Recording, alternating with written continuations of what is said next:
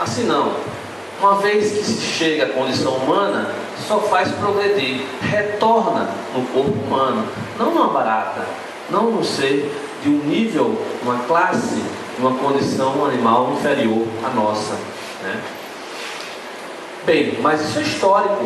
O budismo acredita nisso muito mais anteriormente do que o espiritismo, concebe, defende, divulga o hinduísmo, tá? Segue aí, Júlio. Há uma informação importante também. Não importa se o evento foi gravado quando você tinha 2 anos de idade ou mesmo em outras vidas. Todo evento traumático que não foi resolvido permanece ativo até que a lição seja aprendida. Ou seja, eu queria perguntar a vocês: vocês lembram agora o que vocês estavam fazendo quando tinha 2 anos de idade? Vocês lembram? É difícil, né? Mas certamente vocês passaram pelos 2 anos, não passaram? Passou porque estão com 20, só vejo aqui no máximo que eu vejo é 30 anos. 20, 30, 25, né? Não chega no máximo 35, olhe lá, não tem mais que isso não. Mas todo mundo passou pela filinha dos 2 anos. E aí? E aí, o que é que aconteceu? Mas vocês viveram 2 anos de idade. O que aconteceu nesse período? Foi 1 ano de 2 anos. Olha, foi tempo demais.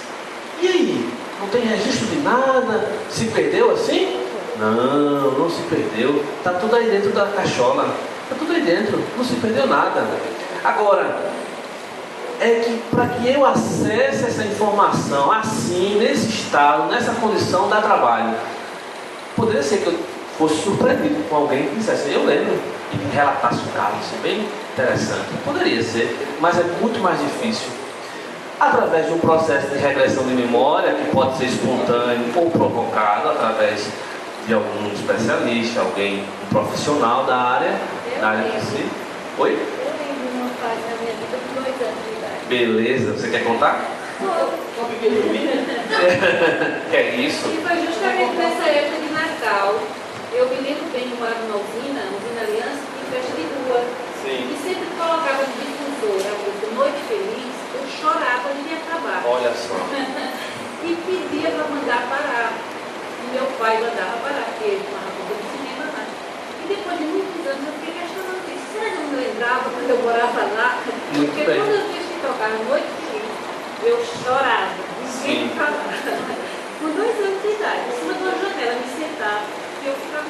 Isso é bem nítido para você, né? Muito nítido. Isso é real. Eu acredito mesmo. Acredito piamente. E veja, quando tirava o som, você ficava tranquila, né?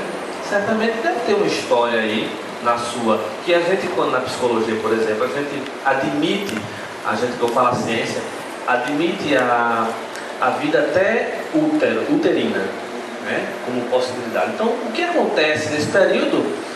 De alguma forma, o bebê, a criança, vai registrando, assimilando. Com o desenvolvimento da linguagem, as coisas vão ser mais fáceis, porque a criança vai poder expressar, falar e a gente vai entender. Mas não tenha dúvida que desde esse período, a criança vai reagindo, interagindo com os adultos, com o meio ambiente, com tudo. Ela está formando, se estruturando.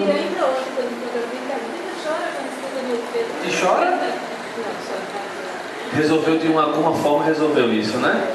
Então, que bom para você. Mas poderia ter sido também que você trouxesse essa informação relatando, em vez de ser 2 anos, dizendo que foi uma outra vida, que tinha isso e aquilo. Então, o efeito de voltar e de lembrar, como essa criança de 6 anos, é a mesma coisa.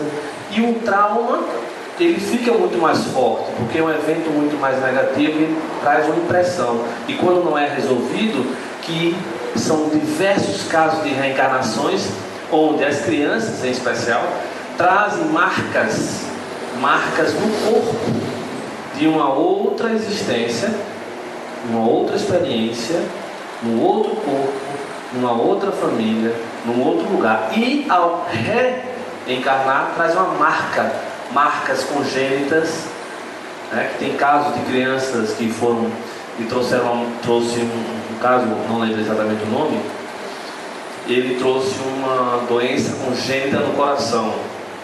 E exatamente no mesmo lugar onde o avô havia tomado um tiro, porque era policial, e morreu por causa desse tiro naquela área. E na marca no corpo daquela criança havia uma marca exatamente naquela região. Sem contar os relatos que a criança trazia. Além de um relato, uma evidência. Por que a gente fala em evidência? Por que a ciência fala em evidência? É o termo mais correto. Falar em prova, sempre existe aquela dúvida. Uma evidência é uma possibilidade e tem que se verificar se é. A possibilidade de não ser reencarnação e ser uma narrativa, uma criação da imaginação existe, não se pode negar. Mas quando as evidências são fortes, essas outras são descartadas, tá? E certamente quem pesquisa, quem estuda, sabe bem fazer essa seleção do joio e do trigo.